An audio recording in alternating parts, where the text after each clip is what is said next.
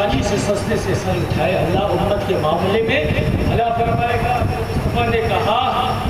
کہ اے میری بیٹی میں اس وقت تک پیشانی چھوچا سے وقت میں سمنانی دیکھ رہے ہیں آقا فرماتے ہیں محمد رسول اللہ فرماتے ہیں کہ جب میں اپنی ماں کے شکم میں تھا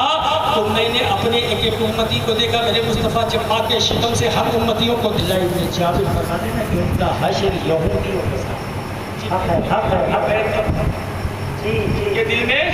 خاندان مصطفیٰ کی محبت نہیں ہوگی الحمدللہ آپ آگے اس بات کا پروف دے رہے ہو کہ ہم مصطفیٰ اور مصطفیٰ کے خاندان سے محبت کر رہے ہیں آپ دیکھیں آقا فرماتے ہیں ان کا حشر یہودیوں کے ساتھ ہوگا اب بتائیں یہودی جنت میں جائے گا بولے یہودی جنت میں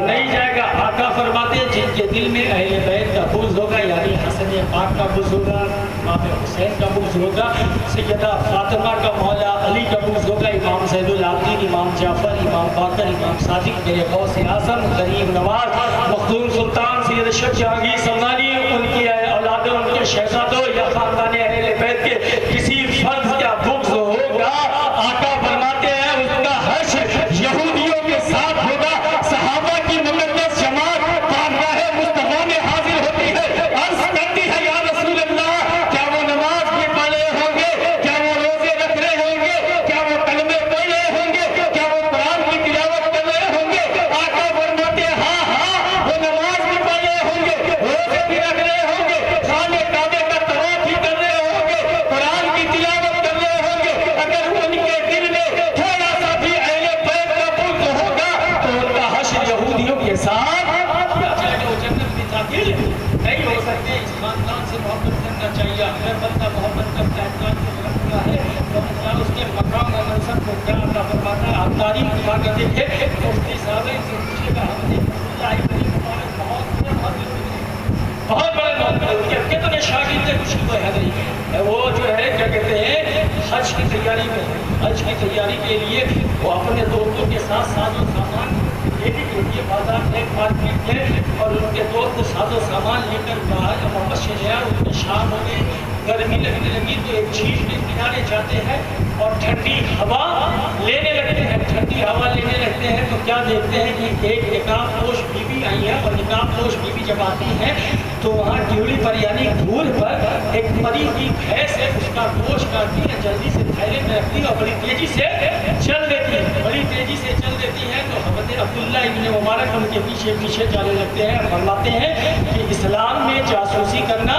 حرام ہے جائز نہیں مگر آج حالات کیا ہے ایک جہاں ایک بچے سے بات ہوئی کہ ایک تھانے میں ایک مفتی کی دلال ہے جس میں 99 مسلمان ہیں اور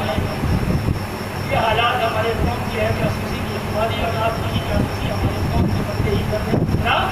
کوئی نہیں کرتا حالات ہمارے قوم میں ابن مبارک کہتے ہیں کہ جو ہے اسلام میں جاسوسی کرنا جائز نہیں ہے مفتی صاحب سے بتوا لینا جائز نہیں ہے جاسوسی کرنا آپ دیکھیں مگر میں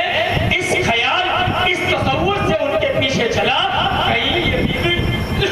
کوئی ہوٹل تو نہیں چلاتی ہے مسلمانوں کو حرام گوشت نہیں کھلاتی ہے مردار کا گوشت حرام ہے آپ دیکھیں مگر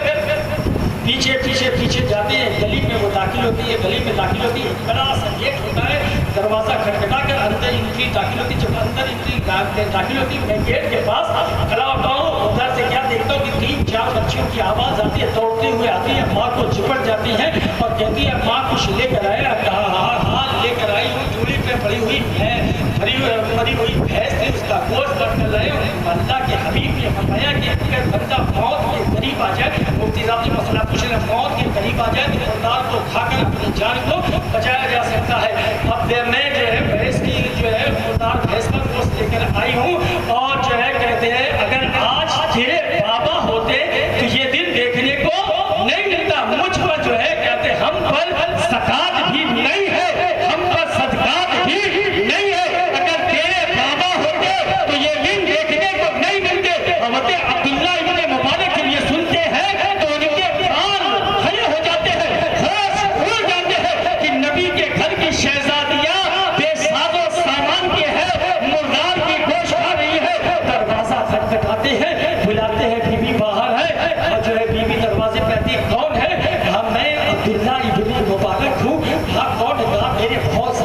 شاگرد ہے، میں ایک